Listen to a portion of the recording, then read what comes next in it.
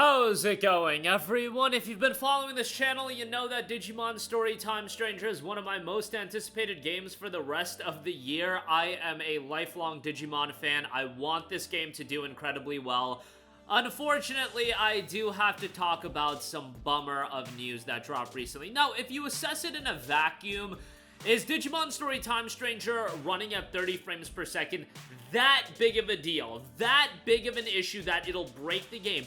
No, not entirely. However, given the price point of this game, given that this game to me has the potential to open up Digimon games to a larger audience, being locked at 30 frames per second on PlayStation 5 is a problem, and it's not ideal. We'll talk about that, and I'll also go over the limited editions that have been revealed of the game. I think they look great, and I think the Ultimate Edition in particular, the $200 edition, is going to be worth a pretty penny down the line. But right off the bat, we do have the specifications as far as the resolutions and frame rates. And the resolutions are what you expect. 4K on PS5 and PS5 Pro, Series X, 4K as well, Series S 1440p, PC it can go up to 4K.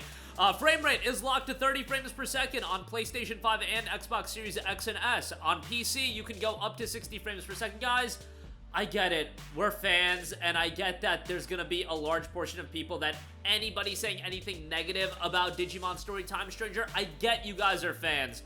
You gotta call it like you see it. This is nonsensical. This game is not raising the bar for technical prowess, technical presentation in video games. There is no reason for this game to be locked to 30 frames per second.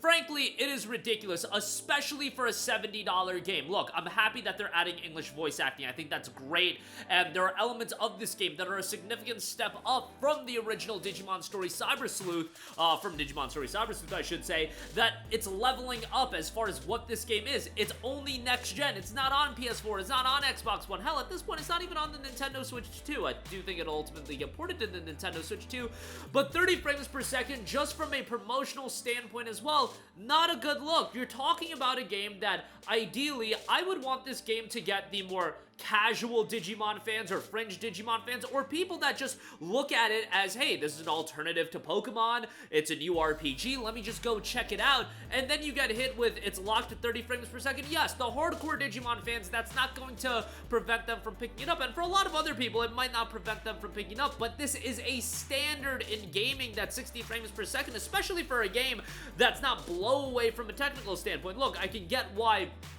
certain games, big titles, would be locked to 30 frames per second. Grand Theft Auto 6, yeah, that's probably going to be locked to 30 frames per second. I can understand that. This is Digimon Storytime Stranger. Let's just be real, you guys. Does this game look that much better than a PS4 title? It does not. This is a game that should easily be able to run at 60 frames per second, and on PC, you'll be able to go to 60 frames per second, so it's just ridiculous at this stage of the game for a game like this to be at 30 frames per second. And you can make the argument it's a turn-based JRPG. The frame rate isn't that big of a deal. However, it's just a standard, and the fact that you want to cut corners like that at a $70 price point, I cannot get behind that. Mechanically, will the game still be playable? Yes, again, it's not a fast-paced action game. It's not the end of the world for the style of game that Digimon Storytime Stranger is.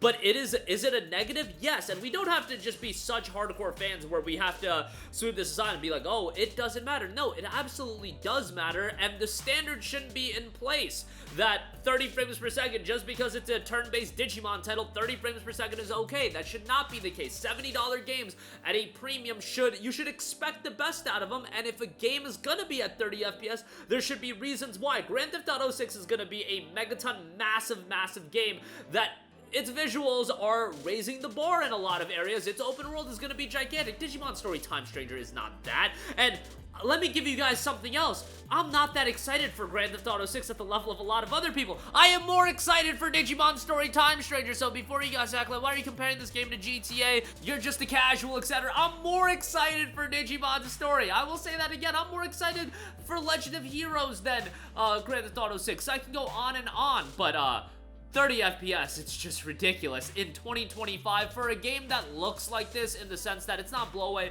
I've seen some people say, oh, it looks like a mobile game. Alright, yo, bro, chill out with that. And at the end of the day, mobile platforms are running Resident Evil 4 Remake these days. They're running, I think, Assassin's Creed Mirage. Like, they're running some pretty good-looking games for mobile platforms, so what does that even say anymore? But I digress. 30 FPS is absolutely inexcusable at this stage of the game, but moving on from that, I do want to go over a couple of other updates. We do know some of the additions. There will be an Ultimate Edition released at $120. $120 will get you the base game, and you'll get the Season Pack, and that includes additional Digimon in Episode Pack 1, 2, and 3. Now, it remains to be seen whether or not the additional Digimon will be tied narratively to the Episode Packs. I would imagine that would be the right way to do it, but we'll see about that. But 3 pieces of DLC already confirmed, and a Season Pass bonus item, the Farm Item Golden. Deluxe Edition bonus, the Costume Cyber Suit set, Costume Pack, Costume Public Safety Suit, and Special Supply set, Cyber Suits via a BGM Pack, Early Unlock, Special Edition, Agumon and Gabumon, and pre-order bonuses will get you a couple of in-game items as well. So that is available with that, and it should be noted, with the physical Ultimate Retail Edition, you will get a collectible card as well. So that'll be available, and I think given that the collectible card is going to be tied to this edition, that might be worth something. And then there is the $200 edition, the souped up edition, where you will get a figurine as well. You'll get the Jupitermon Wrath Mode figurine, an exclusive art book as well. The Digimon card game set includes a set of 4 premium Digimon cards showcasing newly illustrated artwork from Digimon Story Time Stranger.